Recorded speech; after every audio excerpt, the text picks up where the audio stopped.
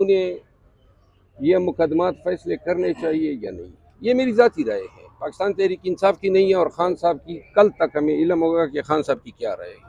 Islamabad high court bar association और district bar association ने press conference की कुछ देर पहले और तहकीकात की हद तक मुतालबा किया। क्या समझते हैं कि काफ़ी है इस हद तक? तहकीकात होगी तो इसके बाद तहकीकात जो है ना ये प्राब होगा, और ये चूंकि फाजिल जज साहिबान ने दस्तावेजी सबूत दिए हैं, अपने हवाले दिए हैं, और उनके बयानात जो हैं हाई कोर्ट के जज हैं और एक भी नहीं है कि जज साहिबान हैं, तो उनके बयानात का सिर्फ जारी होना काफ़ी है। उसकी बयानात के शकूक और शुबात में नहीं जाया जा सकता। अब हर जगह मुदाखलत है, हर चीज़ में मुदाखलत है, और ये मुर्गियों की कीमतों की तकर्रुरी में भी मुदाखलत है, तो लिहाजा ये निज़ाम इंसाफ के खिलाफ की चीज़ है। फारूकी साहब जस्टिस बाबर सत्तार की शहरियत और उनकी फैमिली पर बात कर रही है, आप क्या समझते हैं कि इस खत के बाद इस तरह के जुमले कहना या उनकी शहरियत के बारे में बात करना क्या मकसद हो सकता है? मैंने उनका प्रोग्राम देखा नहीं है, देखूंगा तो फिर मैं इस पर कमेंट करूंगा।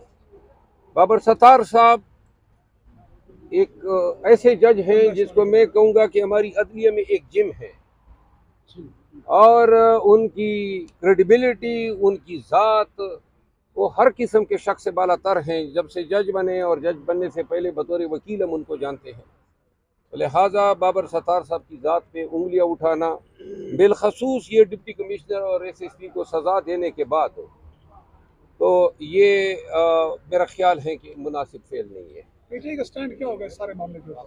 पीटीआई का स्टैंड तो वही होना चाहिए था आज, जो बवजू नहीं हो रहा है, और कल खान साहब से उनकी राय जानने के बाद ऑफिशियली हम अदालत में भी और कौम के सामने अपनी पोजीशन सर, जिन 6 जजेस ने खत लिखे हैं और जो इस खत में जिनने अपना किरदार अदा नहीं किया, क्या अभी भी आपको क्या लगता है प्रेशराइज्ड हैं या अभी भी बाइस नहीं है? बाकी रह के गए हैं, कुछ रह ही नहीं किया ना उन्होंने।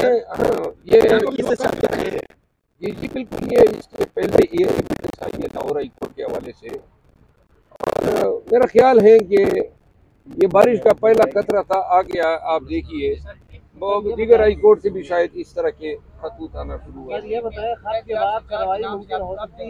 कैदी 804 एहतजाज के नाम से हम केपी में 2 दिन के अंदर ऐलान कर रहे हैं कि किस तारीख को, लेकिन ईद से कबल होगा, और शायद 6 तारीख से पहले होगा या बाद में होगा। ये अली अमीन खान से बातचीत के बाद इसका मैं अनाउंस। सर आपने फॉरवर्ड ब्लॉक के हवाले से बात की थी और कल अली मोहम्मद खान साहब ने कहा कोई फॉरवर्ड ब्लॉक नहीं बन रहा। कौन कह रहा था? अली मोहम्मद खान साहब ने कल ये अली मोहम्मद खान ठीक कह रहा था। फॉरवर्ड ब्लॉक की मैंने अपोजिशन लीडर का इंटरव्यू देखा था, इससे पहले 6-7 लोग गए थे और इस पर मैं वजाहत दे चुका हूँ। चाइनीज इंजीनियर जो है टारगेट हुए, ऐसे फिजा में आप जलसा करना चाह रहे हैं, आप नहीं समझते कि दहशतगर्दी के वाक़यात बढ़ रहे हैं? चाइनीज इंजीनियर्स टारगेट होने की डायरेक्ट जिम्मेदारी आईजी खैबर पख्तूनख्वा पे पड़ती है। इससे पहले कोहिस्तान में आईजी इंजीनियर पे हमला हुआ था और तमाम पुलिस फोर्स अलर्ट थी, बाकायदा स्पेशल पुलिस फोर्स दी गई थी, और उस हादसे का खमियाजा केपी भुगत रहा है। चाइनीज हुकूमत कोई भी प्रोजेक्ट केपी में नहीं शुरू कर रही है उस वाक़े की वजह से, और केपी के लिए अगर कोई एनओसी दरकार होती है तो बीजिंग का जो सिफारत खाना है वो नहीं दे रहा है। इस दूसरे धमाके ने जल्दी पे तेल का काम किया है, इससे खैबर पख्तूनख्वा के लोगों को काफ़ी नुकसान होगा, और ये इस धमाके में चाइनीज़ को तहफ़्फ़ुज़ देने में नाकामी पर, वो कहते हैं ना, हेड्स मस्ट बी रोल्ड, ऐसे लोगों को कठेरे में खड़ा किया जाना चाहिए। आईजी खैबर पख्तूनख्वा की डायरेक्ट जिम्मेदारी थी, और